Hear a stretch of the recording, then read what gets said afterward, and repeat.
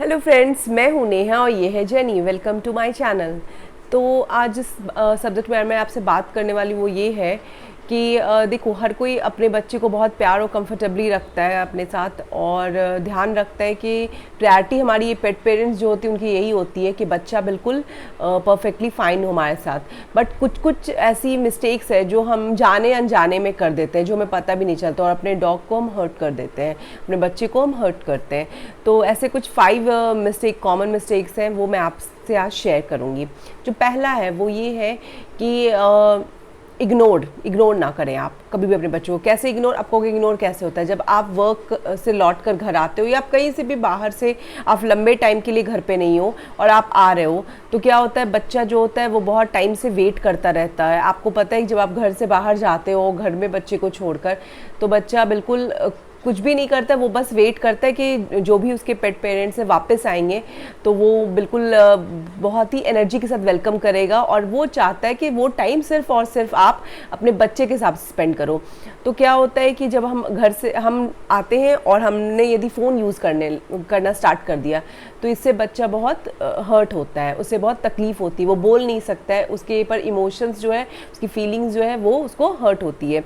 तो हमें फ़ोन बिल्कुल यूज़ नहीं करना है वाइल दैट टाइम। आप करो यूज़, बट आप बहुत लंबे टाइम से अलग हो अपने बच्चे से, आप मिल रहे हो, तो ऐसा कोशिश करो कि आप उसको टाइम दो, उसके साथ खेलो, उसको इंगेज करो। इससे क्या होगा, वो बिल्कुल मेंटली और फिजिकली दोनों तरह से बहुत खुश रहेगा, और आप दोनों की जो बीच का बॉन्ड है वो और भी स्ट्रांग होगा। जो सेकंड नंबर है वो ये है कि गाड़ी में मैंने बहुत बार ऐसा देखा है कि आप कभी मार्केट जाते हो या फिर कहीं भी आप जा रहे हो, आपने गाड़ी में डॉग को बंद कर दिया है, चाहे आप थोड़े टाइम के लिए कर रहे हो, बट आप करते हो ऐसा। मैंने ऐसा बहुत जगह देखा है, ये गलत है, आप बिल्कुल ऐसा मत करो। क्या होता है ना, जब गाड़ी बंद होती है तो वहाँ जो वो हीट होता है वो ज़्यादा होता है, हाँ, बंद गाड़ी में। इससे क्या होता है, बच्चे को, यदि समर्स की बात करूँ तो बच्चे को क्या हो सकता है, इससे हीट स्ट्रोक हो सकता है। हीट स्ट्रोक के भी लक्षण आपको बता देती हूँ अभी। बहुत ज़्यादा पैंटिंग करेगा बच्चा, वो क्या कहते हैं, आपको ड्रूलिंग होगी, उसे बहुत ज़्यादा वॉमिटिंग हो सकता है, डायरिया हो सकता है, वो बिल्कुल लेथार्जिक हो जाएगा। तो आप ऐसा कोई भी चीज़ ना करें, आप बिल्कुल गाड़ी के अंदर बंद बच्चों को मत करें। जब थोड़ा मौसम ठीक होता है, हल्की गर्मी होती है, तभी मत करें, क्योंकि बंद होने के बाद क्या होता है कि हवा कहीं से भी आ जा नहीं रहा है, तो गाड़ी बहुत ज़्यादा गर्म हो जाती है। तो ऐसा करने से आप बचे। जो थर्ड नंबर है, येलिंग, चिल्लाना किसी भी गलती पे। बच्चे ने कोई गलती कर दी, आप चिल्ला रहे हो, उसे नहीं पता है, ट्रस्ट मी, वो इतने इनोसेंट होते हैं, उन्हें नहीं पता कि क्या गलत है क्या सही है, ठीक है। तो यदि आप कितना भी चिल्लाओगे, आप पनिश करोगे, आप मारोगे या कुछ भी ऐसी हरकत आप करते हो, तो ट्रस्ट मी, उन्हें बिल्कुल नहीं पता है कि उनके साथ क्या हो रहा है, आप क्या कह रहे हो। इससे ज़्यादा मुझे ये सही लगता है, यदि आपको एक वेल बिहेव्ड और ऐसा बच्चा चाहिए जो आप ओबीडियंट हो, तो आप उसके लिए सबसे इजी वे यही है कि आप अपने बच्चे को ट्रेन करो, ट्रेनिंग दो। आप उसको ट्रेनिंग देने से क्या होगा कि वो बिल्कुल वेल बिहेव्ड होगा, हैप्पी होगा, और आपके साथ उसकी जो बॉन्डिंग होगी वो भी बहुत अच्छी होगी। क्योंकि आप ऐसे चिल्लाओगे, पनिश करोगे, तो जो आपकी बॉन्डिंग है वो खत्म हो जाएगी, बच्चा आप पे ट्रस्ट करना बंद कर देगा, वो आपसे डरने लगेगा। जो फोर्थ नंबर है वो ये है मेरा कि रिस्ट्रिक्शन वाइल वॉकिंग क्या मैं बताना चाह रही हूँ, मैं आपको बताती हूँ। जब मैं अपनी बात बता रही हूँ, और जो पेट पेरेंट्स है इससे बिल्कुल एग्री करते हैं। जब बच्चा घूमने बाहर जाता है तो एक नेचुरल बिहेवियर है उनके अंदर, क्या कि वो स्मेल करके ये पूरी दुनिया जानते हैं। समझो इन चीज़ों को, इन्हें नहीं पता है ये पार्क है, ये रोड है, ये स्ट्रीट है, ये लोकेलिटी है, या जो भी चीज़ है, ये क्या करते हैं, ये स्मेल करके इनको पूरी दुनिया समझ में आती है।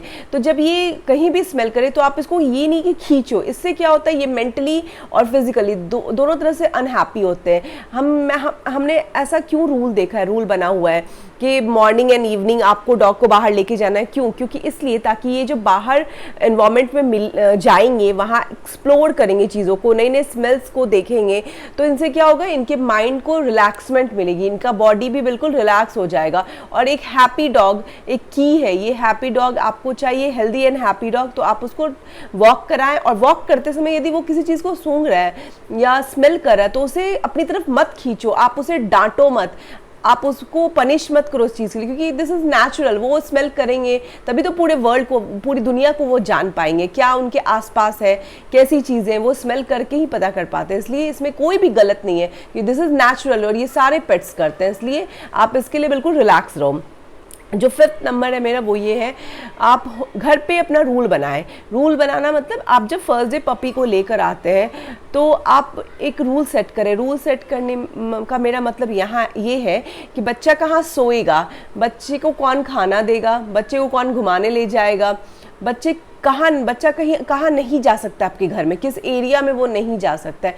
ये सारा सेट ऑफ रूल्स आपको फर्स्ट डे ही डिसाइड करना होगा। आप ऐसा नहीं कर सकते हो कि एक दिन अपने खुशी के लिए आपने रूल बनाया और नेक्स्ट डे उस रूल को आपने ब्रेक कर दिया और बच्चे को डांट लगा दी या पनिश कर दिया, क्योंकि दे आर वेरी इनोसेंट, इनको नहीं पता होता है क्या चीज़ है। आप जैसे ट्रेन करोगे ये वैसे ही ट्रेन करेंगे। यदि आपने इनको सोने की जगह बता दी कि बच्चा आपकी सोने की प्लेस ये है, तो बच्चा वहीं सोएगा। आपने यदि फर्स्ट डे से आदत डाल दी कि फर्नीचर पे आपको नहीं जाना है, आपको बेड पे नहीं चढ़ना, तो ट्रस्ट मी बच्चा बिल्कुल नहीं जाएगा। लेकिन आप यदि अपनी खुशी के लिए, अपने कंपनी लेने के लिए आपने 4 दिन 5 दिन या हफ्ते दिन अपने साथ सुला लिया और आप 6 to 7 डेज के बाद ये एक्सपेक्ट करते हो कि बच्चा नहीं सोए बेड पे, तो दिस इज़ रॉन्ग। ये मैं एक इससे रिलेटेड मैं एक आपसे एक छोटा सा स्टोरी मैं शेयर करती हूँ।